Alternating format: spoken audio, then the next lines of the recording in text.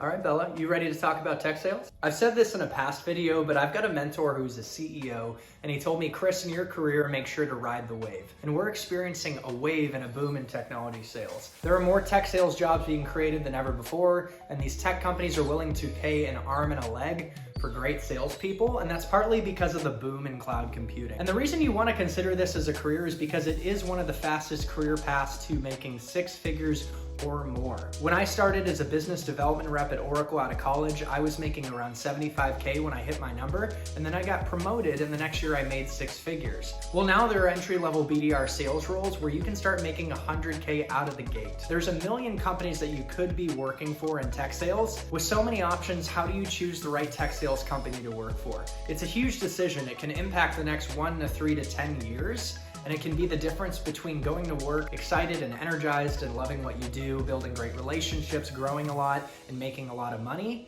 and being miserable and feeling drained and unfulfilled.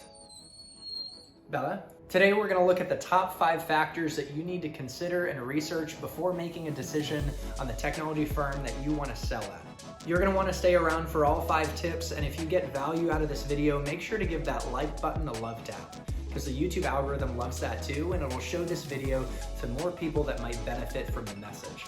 And make sure to check out the interview that I did with Tech Sales Tom. He's my buddy who worked with me at Google Cloud, and now he works at Amazon. He's the real deal, and he's gone viral on TikTok with amazing tips on how to break into the tech sales industry. So the interview will cover everything you want to know about breaking into the industry, including looking at the right company for you. And of course, subscribe for weekly sales, mental health, and personal growth hacks that you can chew on like snacks. All right, let's dive in. The first factor that you need to consider when trying to break into tech sales is, where do you want to work?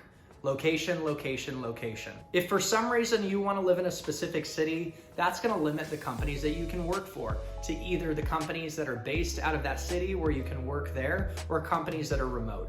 You can do a LinkedIn job search and filter by the city that you want to live in, or by remote positions, so that you can ensure you're going to get opportunities that will enable you to live the lifestyle you want in the place that you want to live. When I worked at Google Cloud, I was based in Austin, Texas, but then I got a promotion to work in LA. And I went to LA and I was depressed. It just wasn't a good fit for me, and I realized that I really valued working in Austin. And I ended up resigning from Google to join a startup that enabled me to live anywhere I wanted, and I wanted to live in Austin. I realized the city I lived in was an actual deal breaker for me, and more important than the company I worked for. Now, if you don't care about where you live, consider that Austin, New York, San Francisco, and LA, and cities like that are top tech sales hubs, and you can look at sites like CompGouge and see that the average income that tech sales folks make in these cities is a lot more. So if you're single and not tied down, and you're flexible, and you're more concerned about making as much money as possible than where you live, be open to opportunities in some of these big tech hubs. The second factor on top of location is deciding, do I want to work for a big tech firm that's established, or a smaller startup that's scaling and growing? We're going to talk about the pros and cons of each. One of the biggest benefits of going to an established tech firm like Oracle, Google, Cisco, Microsoft, Amazon, Salesforce, Dell, is that they're going to provide a lot of resources to ensure your success. They've already got built out sales programs and processes and sales collateral and go-to-market messaging, and you can plug into a bigger system and have more tools at your disposal to succeed. They're also going to have great training programs. For example, Oracle had the Class of training program when I joined. I don't know that they have it anymore, but they invest in consistent training of their sales reps, so you'll get a great foundation, especially if you have no experience previously in sales or tech sales. This was perfect for me going out of college. I realized I needed some training in order to be more successful, and that diving in without any experience might have set me up to fail. Oracle, for example, has the Sandler sales methodology, which is great, and a lot of companies hire from Oracle, like Google. And so I even gave advice when I was at Google to someone who reached out to me to work at Oracle first, since they had no experience in technology sales, and then that would make them more marketable because they will have gone through the training to go to a company like Google. And with a big tech firm, you don't have the risk of the business failing. Now, on the flip side, there also is a con to being at a big, cushy, comfortable tech firm, and that's that you're a cog in a wheel. You don't have as much of an impact, and there's a lot of red tape and bureaucracy and processes, and that can be frustrating, and it can lead to things moving slowly. And another key challenge at a big tech firm is it takes forever to get promoted and to move up the ranks, and over time that can be really frustrating. If as your skill set improves and your years of experience improves and your pay also isn't going up that much, and other people in the market are getting paid more than you, you're probably gonna wanna change companies.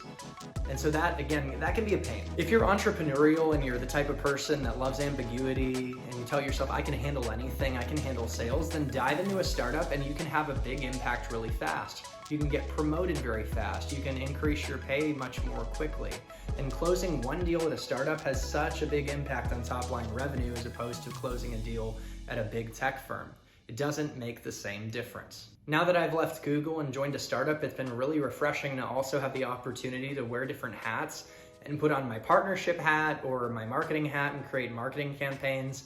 So I feel like I'm really contributing at a bigger, broader level. Now, if you're a huge risk taker, then a startup's probably for you, and there could be a huge financial upside if the company goes public. You can take your pre-IPO equity that was basically fairy dust and turn that into a lot of money.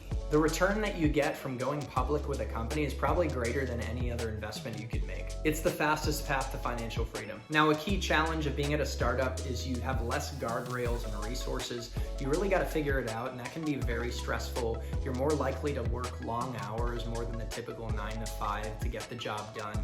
There could be a lot more pressure. And of course, there's a chance the company fails, you don't go public, and you're in need of a new job. Startup really is high risk, high reward. And one other thing to consider is that when you're at a big tech firm, you can leverage the name, the brand, like I did at Google, to get meetings. And getting meetings are one of the hardest aspects of new business development. But with a startup, people don't know your name at all. So it's much more of a grind and an uphill battle. The third factor to look at when you're evaluating the right tech firm for you to sell at is the financial health of the company and signals of momentum. For a public company, you're gonna look at their 10K and you can look at their risk factors to the business, and those are basically the greatest fears of the CFO, and it's very telling. But most importantly, look at the net profit margin, which shows the profitability of a company. You're gonna wanna look at financial metrics to see if the company's on the upward trajectory and growing or if they're shrinking, because the reality is it's really hard to sell if at a macro level your company is declining in revenue or failing as a business, no matter how good of a sales rep you are. It's probably not likely that you're gonna go in there as a new rep and completely transform their go-to-market. As I said before, that CEO who was a mentor of mine told me, ride the wave. So you're gonna wanna see what companies are riding a financial wave. So how do you measure the financial health and success of a startup? You're gonna wanna look at their venture capital funding. If you see that a startup has got a lot of venture capital funding to support their growth, maybe they've got an A round or a Series B round of funding from a top venture capital firm like Sequoia Capital, and there's many others, then you know that they're in growth mode and they have cash to burn to build out new products, to hire new sales reps, to expand their go-to-market. Once a company gets to their A or B round, they've got a product fit, they've got traction, and they're about to scale. And they're willing to pay sales reps quite a bit to do that. You can use tools like Crunchbase to look up top venture capital-backed startups. And you can look for startups in your area locally or across the country. Now, ideally, you're gonna want to reach out to sales reps at the actual companies to talk to them and hear how many reps are actually reaching their quota. You might find out that the reps are really struggling and they're not gaining traction in the market, and it's gonna be hard for you to come in and succeed as well. So you might avoid a potential landmine that way when you get some inside information. Or you might find that reps are consistently blowing it out of the water and you can plug into a great organization and succeed yourself and have a high chance of making money. Now, how do you get in touch with these reps? You have to apply some sales techniques and actually reach out on LinkedIn. And I encourage you to shoot them a note and a connection request, and to be flattering in your messaging, to be humble, to make them feel good. And make sure to ask for just a short amount of time to pick their brain on the opportunity. You'd be surprised, a lot of people are really willing to talk about themselves and help out a stranger. You've got to go for it. But it is so worth it if you can talk to an actual sales rep to get the inside scoop on the company and how they're doing. And of course, you want to leverage it to build rapport and a relationship with that individual.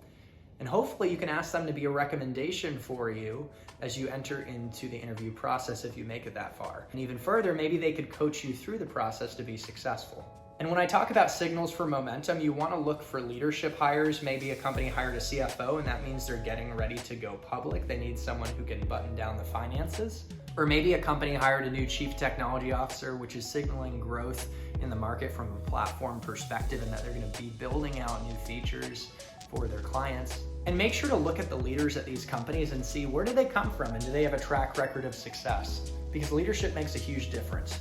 The fourth factor to look at is this a company I can get excited about?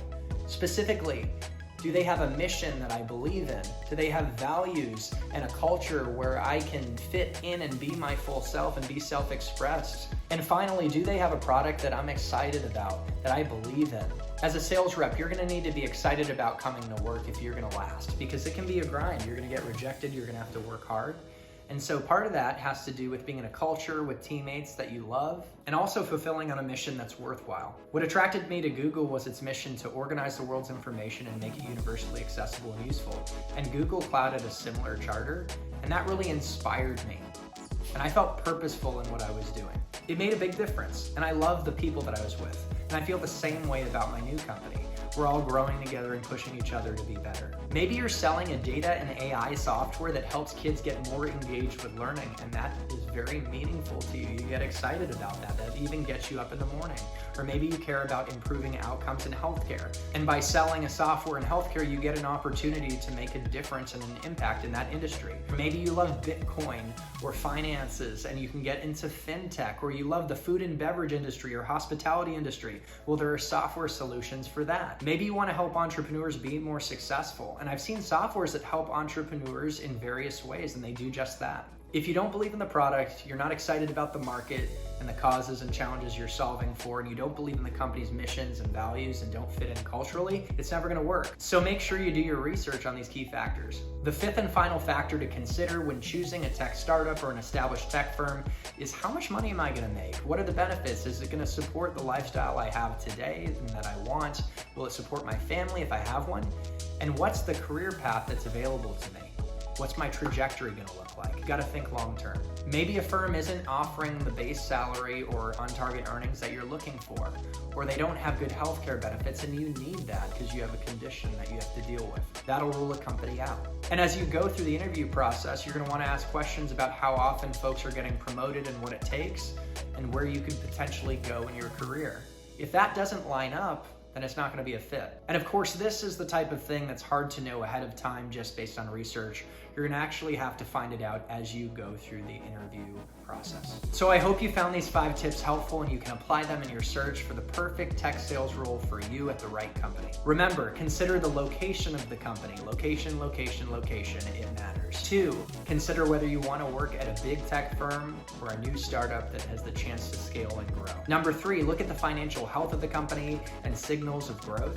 Number 4, find a company that you can get excited about, that has a strong mission and values and culture where you can thrive, and that have a product and sell to an industry that you can actually get excited about and that you believe in. And number 5, find a company where you'll get the pay and benefits you need to support your lifestyle and where you'll have a good path to growth and promotion. I hope you guys enjoyed this video, and if you did, make sure to give that like button a love tap. Again, the YouTube algorithm loves that, and it'll show this video to more people who will benefit from the message. And make sure to subscribe for weekly sales, mental health, and personal growth hacks that you can chew on like snacks. Happy selling and happy living.